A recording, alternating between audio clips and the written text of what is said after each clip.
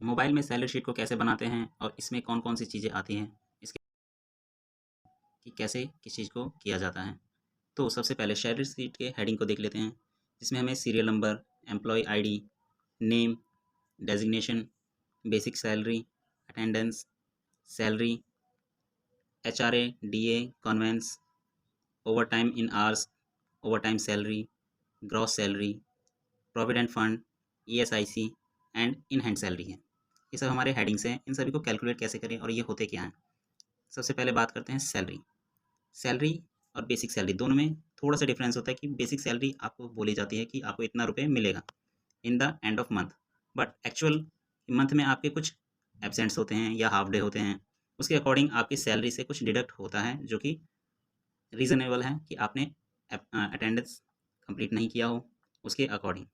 तो सैलरी को कैलकुलेट करते हैं। फंक्शन ओपन करेंगे, double click on sale, equal, select करेंगे बेसिक सैलरी जो कि हमें कंप्लीट 30 दिनों की मिलती है, लेकिन आपकी अटेंडेंस यहाँ पे 24 है, तो जो 6 दिन की छुट्टी है उसके पैसे वो डिडक्ट करेगी।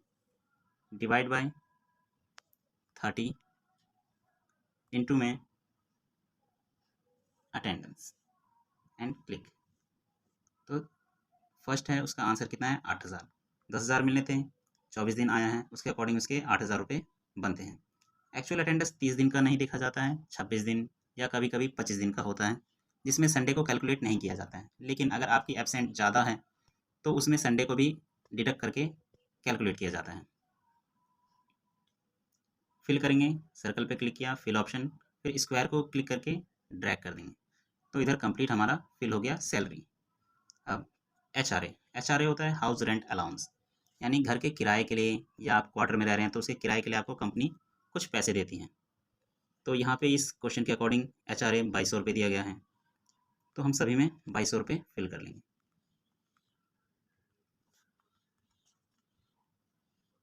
सर्कल पे क्लिक करके सभी को हमने फिल आउट कर लिया। फिर आता है डीए, यानी डेरेंस अलाउंस, महंगाई भत्ता। समय के साथ साथ महंगाई भी बढ़ती जा रही है, उसके अकॉर्डिंग भी हम सेम वही दे देंगे जो हमें क्वेश्चन में गिवन है। हर कंपनी का अलग अलग डाटा होता है, उसके अकॉर्डिंग सबका चेंज होता है।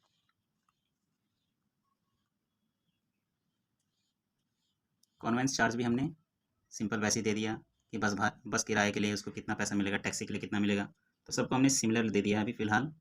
अब बात करते हैं ओवर टाइम इन आवर्स। आपने ओवर टाइम किया है, लेकिन आवर में किया है, डे में भी नहीं किया है ना नाइट में किया है, आपने सिर्फ over time as a hour count होता है आपके कंपनी में। तो हम कैसे कैलकुलेट करें। तो ओवर टाइम आपने किया है 26 घंटे की और आपको बेसिक सैलरी मिल रही है 10,000 की, तो उसके अकॉर्डिंग हम ओवर टाइम को कैलकुलेट करेंगे। इक्वल, सिलेक्ट करेंगे बेसिक सैलरी को, डिवाइड बाई 30, बिकॉज ये आपकी एक दिन की सैलरी आ जाएगी। डिवाइड करेंगे फिर 8 से, क्योंकि एक दिन में हम 8 घंटे वर्क करते हैं, तो 8 से, अगर आपकी कंपनी में 9 घंटे हैं तो आप 9 डाल सकते हैं वहाँ पे। फिर मल्टीप्लाई करेंगे जितने घंटे उसने वर्क किया है एक्स्ट्रा, तो उसने 26 घंटे वर्क किया है एक्स्ट्रा मंथली के अकॉर्डिंग, और क्लिक करेंगे तो हमारे पास उसकी अमाउंट आ जाएगी। फिल कर देंगे कंप्लीट, तो सभी का आ जाएगा। फिर आते हैं ग्रॉस सैलरी।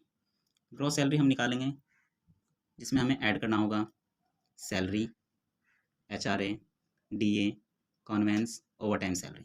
फंक्शन को ओपन किया, इक्वल, सैलरी सेलेक्ट किया, plus H R A, again plus D A, plus conveyance, plus over time salary. फिर राइट क्लिक किया और फिल कर देंगे अगेन। यहाँ पे हमारी ग्रॉस सैलरी आ गई। अब प्रोविडेंट फंड यानी पीएफ और ईएसआईसी, जो कि उसके परसेंट में हमें गिवन है कि उसको उतना परसेंट डिडक्ट किया जाएगा, ये दोनों डिडक्टेबल हैं, आपकी सैलरी में से डिडक्ट होंगे। बाकी H R A, D A and conveyance ये आपकी सैलरी में ऐड होंगे। अब पीएफ हम निकालेंगे, इक्वल, इस बार हमें बेसिक सैलरी का नहीं देना है, हमें ग्रॉस सैलरी का देना है, क्योंकि आप जितना कमाओगे उसी पे प्रोविडेंट फंड मिलेगा। तो आपने इतना रुपये कमाया है ग्रॉस सैलरी, इंटू में 1.75% एंड राइट पे क्लिक किया, आंसर आ गया। सर्कल पे क्लिक करके fill and drag the square, again same वैसे ही, equal, gross salary multiply by 0.9% and done. फिर से फिल कर देंगे इसको अगेन यहाँ तक। अब इन हैंड सैलरी की बात करें तो इन हैंड सैलरी में हम ग्रॉस सैलरी में से पीएफ माइनस कर देंगे, ईएसआईसी माइनस कर देंगे।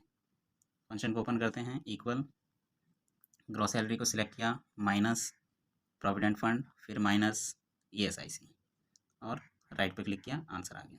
सर्कल पे क्लिक करके फिल एंड ड्रैग कर दिया लास्ट तक। तो इसी हिसाब से हमारे पास इन हैंड सैलरी आ गई फॉर द एम्प्लॉयज़ लिस्ट।